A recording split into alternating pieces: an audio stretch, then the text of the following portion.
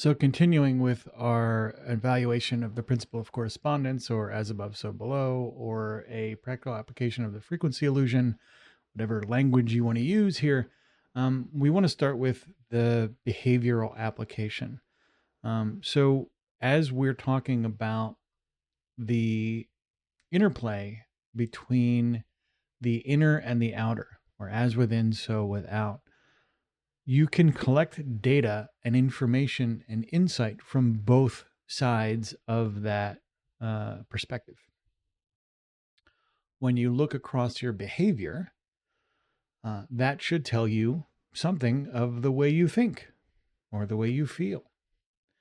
And if you look across the way you feel, it's very likely you'll be able to find those behaviors being expressed, those feelings being expressed in behavior.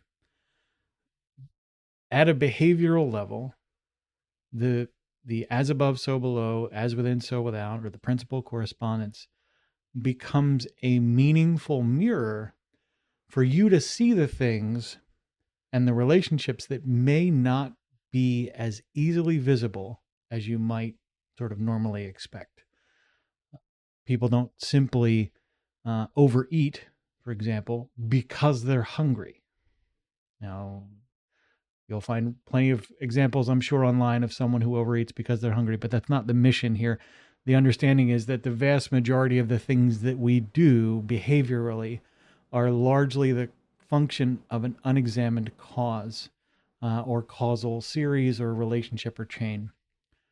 The principle of correspondence allows us to start to examine that behavioral chain of correspondence so we can get insight into our current behavior and our future behavior. This is pretty fundamental. When you are looking through, and right now is a good time of the year, if you're listening to this podcast later in the year, this was recorded right around the time of the new year, you'll find that a lot of folks right now are looking to change their thought processes, their behavioral processes. And they'll term that in the form of outcomes. I want to lose weight. I want to become financially more responsible. I want to, travel more. I want to do the things that I want to do, whatever those might be. But without taking the time to understand the behavioral mechanics here, the corresponding causes of your outward behavior, focusing on the outcomes themselves doesn't yield a sustainable change. It doesn't turn into something useful. So the principle of correspondence allows us to start to reflect on the outcomes we're trying to create, the behaviors that create those outcomes, and the thought processes and the emotional processes that sort of chain together to make all of that happen. Now, again, like all of these things, we discussed this in yesterday's episode, this isn't necessarily a factual truth. We're talking about a subjective experience. The thing you did last week may or may not have a direct interior corresponding sort of referent or cause. However, in vast moving swaths, it's a useful lens to try and apply to figure out what's going on, why you're doing the things you're doing, and how you might go about resolving some of the outcomes that you don't like.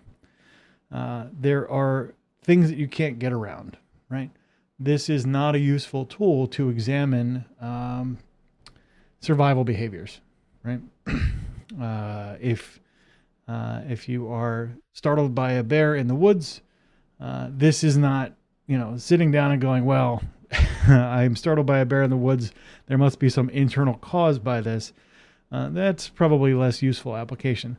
So when we talk about the skillful application of this at the behavioral level, it's really for examining behavior patterns and for examining thought and emotional patterns. And in that way, you should be able to use this behaviorally to help you move your objectives forward and maybe get unstuck in the places where it's easier to kind of just go into autopilot. This level of examination should yield some benefit.